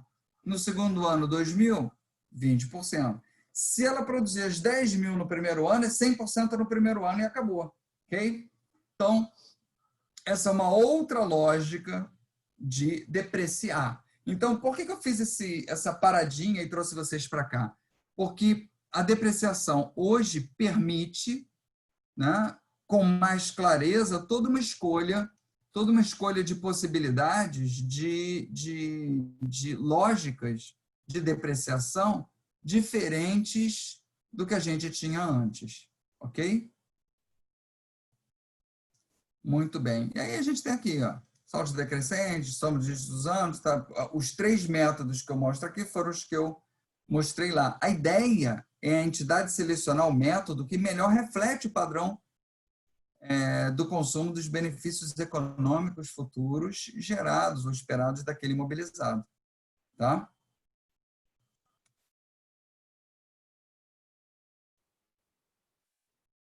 Então, isso aqui, de novo, repete o que eu já disse, né? Quando é que começa? Quando está pronto para operar. Quando é que acaba? Quando você chega no valor residual ou quando o bem sofre o impairment e você tem que descartar ele antes. Ok? Aí a norma também fala algumas coisas, faz alguns comentários específicos sobre alguns tipos de imobilizados, tá? Por exemplo, terrenos e edifícios. Tem que separar, até porque terreno não é depreciável, né? O edifício é depreciável. Os terrenos têm vida útil ilimitada, por isso eles não são depreciáveis. Eu posso até fazer um impairment, né?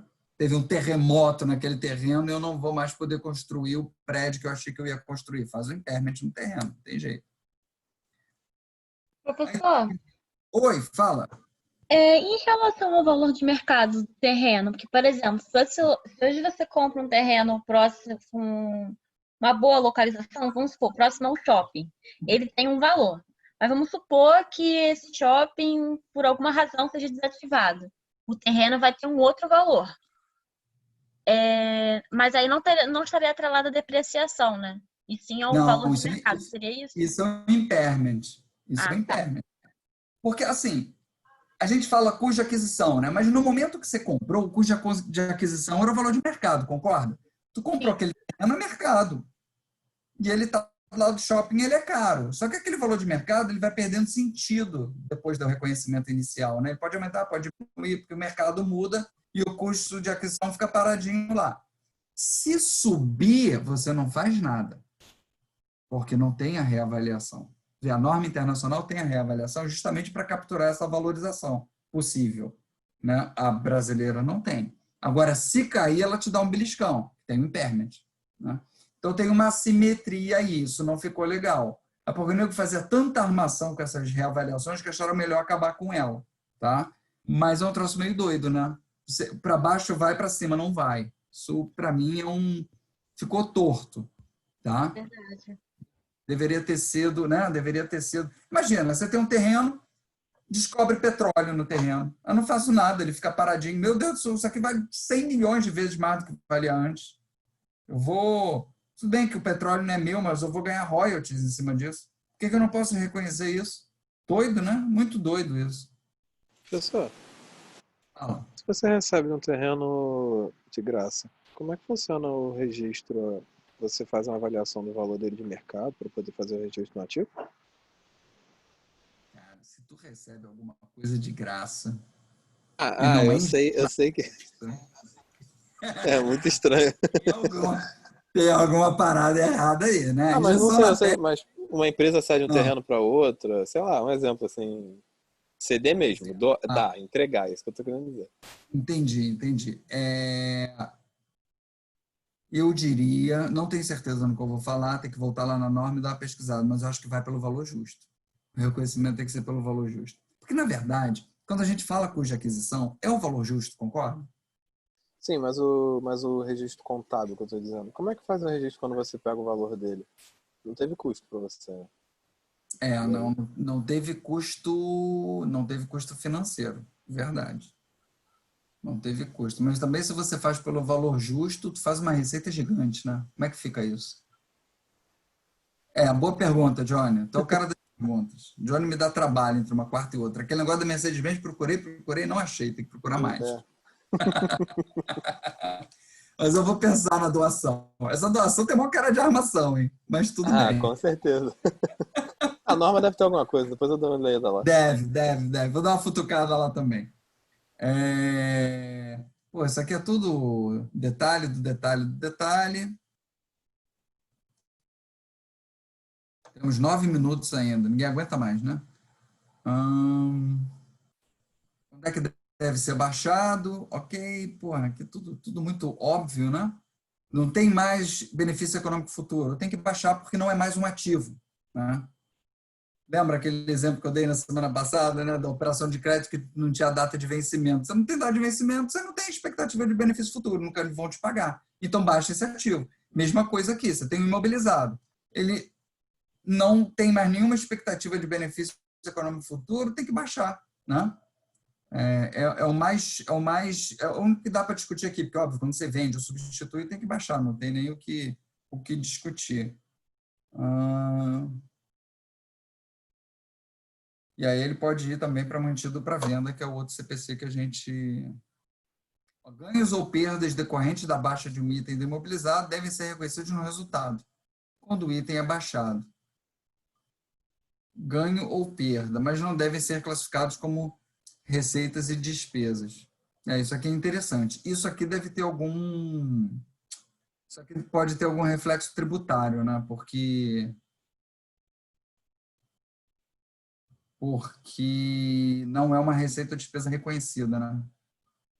Mas, enfim, o que nos importa aqui afeta o resultado, né? Baixou o bem, impacta o resultado, você tem que reconhecer uma despesa lá, se ele ainda tiver valor contábil, né? Aspectos de divulgação, critérios de mensuração utilizados para determinar o valor contábil, métodos de depreciação utilizados, porque são estimativas que precisam ser informadas e detalhadas, as vidas úteis que você está usando, taxas de depreciação utilizadas, ou seja, nas notas explicativas você tem que dar todas as condições de um terceiro interessado refazer a tua conta ou auditar a tua conta, né? Então, essa é a grande sacada da nota explicativa. Lembra do meu exemplo lá? O balanço de um ano, o balanço do outro, são as fotos. A DRE, a DFC é o filme, e a nota explicativa é a legenda. Sem essa legenda aqui, você não consegue entender o filme, né? Tem um monte de grego falando, você não está entendendo, a menos que você fale grego. Então, isso aqui te dá a legenda que permite interpretar o que está acontecendo.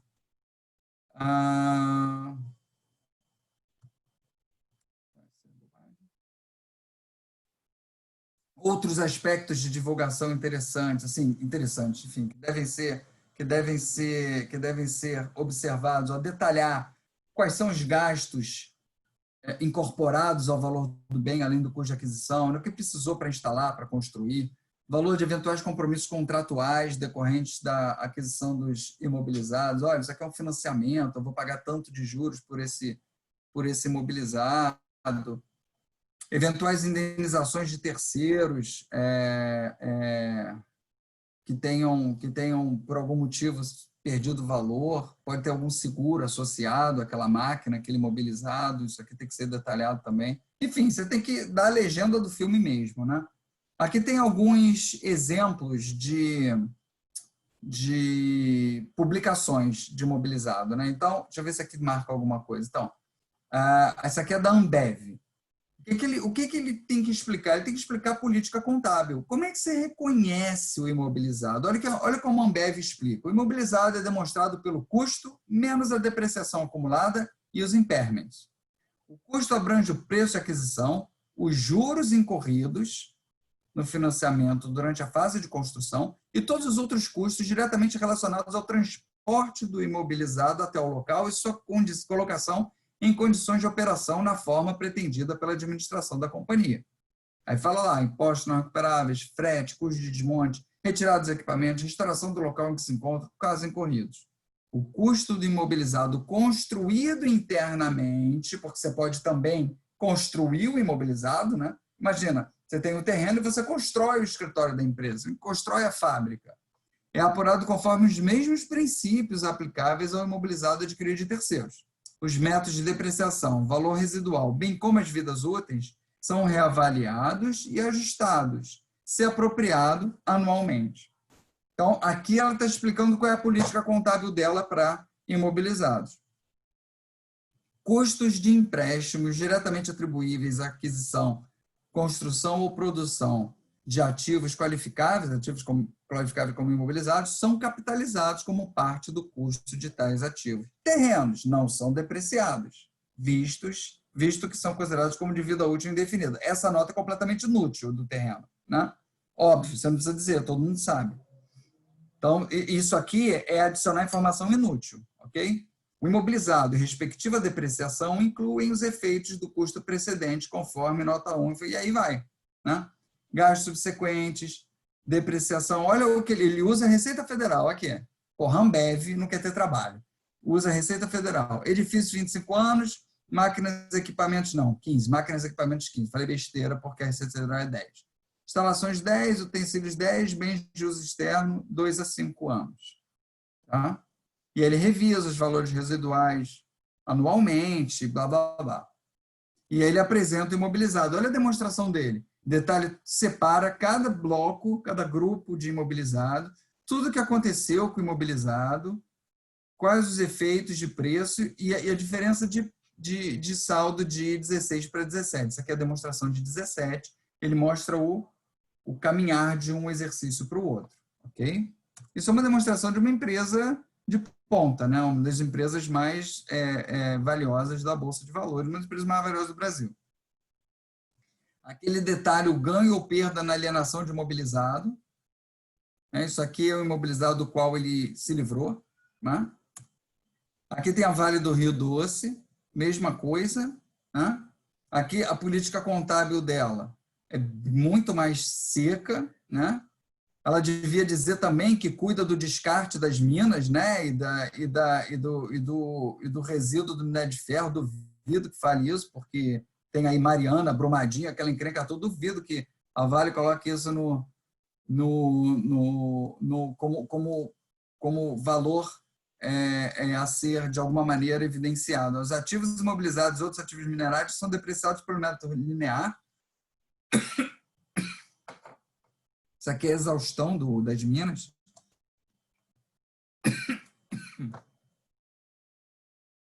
estimativa do volume das reservas minerais, que aqui vai por exaustão, né?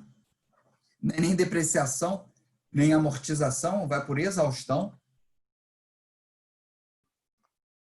Que segue a mesma lógica daquele exemplo que eu mostrei das unidades produzidas. Uma mina de ferro tem uma estimativa lá de capacidade de produção e à medida que aquilo vai sendo consumido, ela vai sendo baixada. Desculpa, pessoal, deu engasgado aqui. Está acabando, hein? 1 minuto. Todo mundo já desesperado. Estou acabando. Aqui ela explica como é que ela baixou. A Vale tinha uma frota de navios, né, que ela herdou da Docenave, que era uma outra estatal pendurada na Vale, quando a Vale era estatal. Ela vendeu os navios todos. Aqui ela explica como ela fez isso, que são imobilizados que ela está te descartando, que ela está vendendo, e as nossas explicativas exigem que ela explique, né? E no que se refere a PME, é tudo igual, não muda. Então, pessoal, dei uma acelerada aqui para a gente matar imobilizado. Eu, de novo, peço desculpas à Clarice e ao Gustavo, tá? Realmente, devia ter checado se tinha mais alunos na turma. Para mim, a turma estava fechada. Sem problemas. Desculpa mesmo. Eu vou... Assim que vocês me mandarem os telefones de vocês, eu adiciono vocês aos grupos. Eu prometo que eu vou tentar de novo aí me integrar a esse AVA para a gente poder fazer lá por dentro. Enfim, acho que vai ser outro estresse até se funcionar direito. Tem gente perdendo aula ainda, enfim. Mas até a próxima então, pessoal. Beleza? Grande abraço. Valeu, professor. Boa noite. Beleza. Um abraço. Boa noite.